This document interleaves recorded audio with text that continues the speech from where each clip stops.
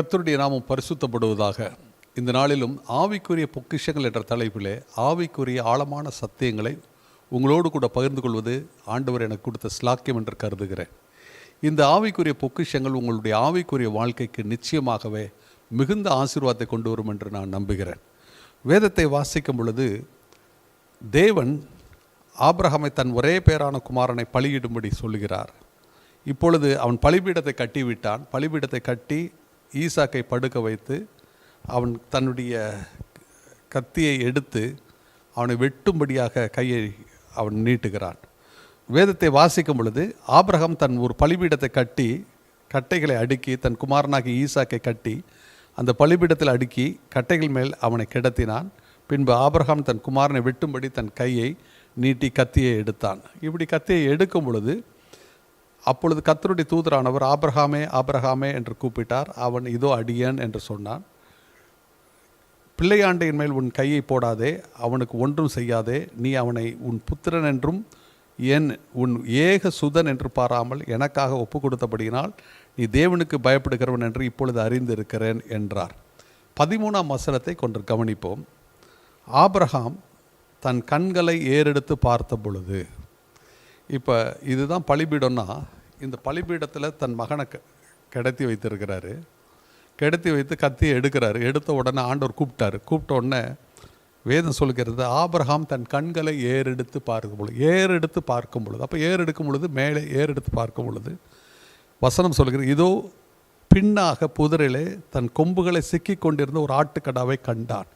எதை பார்த்தான் என்றால் அவனுக்கு பின்னாக ஒரு ஆட்டுக்கடாவை கண்டான். நான் உடனே யோசித்து பார்த்தேன், ஏறெடுத்து பார்க்கும்போது எப்படி பின்னால் பார்க்க முடியும்? கர்த்தருடைய பிள்ளைகளை நான் சிந்தித்தேன். அப்பொழுது ஆவியானவர் இந்த காரியத்தை எனக்கு வெளிப்படுத்தினார். அவன் அன்னார்ந்து பார்க்கையில் அவனுக்கு பின்னாக தன் கொம்புகளை சிக்கி கொண்டிருந்த ஒரு ஆட்டுக்கடாவை கண்டான். அப்பொழுது ஆபிரகாம் போய் அந்த கடாவை பிடித்து அதை தன் குமாரனுக்கு பதிலாக தகன பலியிட்டான். ஆபிரகாம் அந்த இடத்துக்கு யெகோவாயிரே என்று பெயரிட்டான். அதனாலே கர்த்தருடைய பர்வதத்தில் பார்த்து கொள்ளப்படும் என்று இந்நாள் வரை சொல்லப்பட்டு வருகிறது. அப்போ இங்கே ஒரு ஆவிக்குரிய ரகசியத்தை உங்களுக்கு சொல்ல விரும்புகிறேன். இவன் அன்னார்ந்து பார்க்கையிலே அவனுக்கு பின்னாக என்று சொல்லும் பொழுது ஆவியானவர் சொன்னார், இங்கே ஈசாக்கு, அதாவது ஆபிரகாமுடைய குமாரன் அல்லப்பா, யார் பலியிட போகிறார்கள் என்றால் ஆபிரகாமை உனக்கு பின்னாக உன் சந்ததியிலே யார் வரப்போகிறார் என்றால் இயேசு வரப்போகிறார். வேதம் கூறுகிறது ஆட்டுக்கடா அதை கண்டான். அந்த கொம்புகள் எங்கே சிக்கியிருந்தது? புதரில் சிக்கியிருந்தது. தலையிலே அங்கே முட்கிரீடத்தில் சிக்கி இருக்கிறது. இயேசு தலையில் முட்கிரீடம் வைத்திருந்தார்கள். ஆபிரகாம் அதை பிடித்தான். அப்போ இயேசுவை பலியிட்டது யார் என்றால் பிரதான ஆசாரியன் என்று சொல்லும் பொழுது ஆபிரகாமின் சந்ததி. இங்கே ஒரு தீர்க்க தரிசன ஒரு வெளிப்பாடை இவன் பெற்றுக்கொண்டு இருக்கிறான். அதாவது ஒரு தரிசனத்தை இவன் பார்க்கிறான். இனிமேல் நடக்கப் போகிற ஒரு காரியம். இந்த நடக்கப் போகிற காரியம் என்னவென்றால் ஆபிரகாமின் சந்ததியிலே இயேசு வரப்போகிறார். ஈசாக் என்கிறவன் பலியிடப்பட போகிறபோது இல்லை, தேவகுமாரனாக இயேசு கிறிஸ்து பலியிடப்பட போகிறார். அவர் ஆபிரகாமின் சந்ததியில் வருவார்.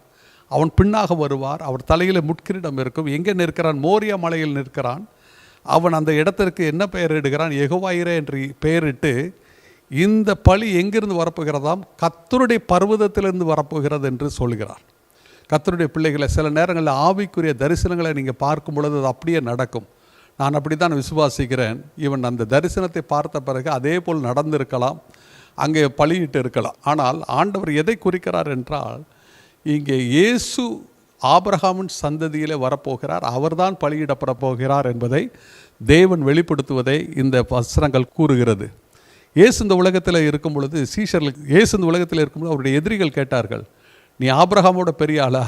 அப்போ ஆண்டவர் சொன்னார், ஆபிரகாம் என் நாளை காண வாஞ்சை இருந்தான், அவன் கண்டான்.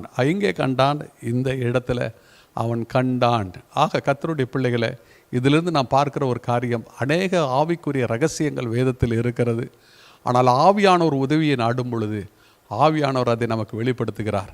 இயேசு இந்த உலகத்தில் வந்ததே நம்மை இரட்சிக்கும்படி. உங்களை இரட்சிப்பார். இரட்சித்த தேவன் உங்களை நிச்சயமாய் பரலோகம் அழைத்து செல்வார். உலக வாழ்க்கையில் உங்களை ஆசீர்வதிப்பார். கர்த்தர் தாமே உங்களை ஆசீர்வதிப்பாராக. ஆமேன்.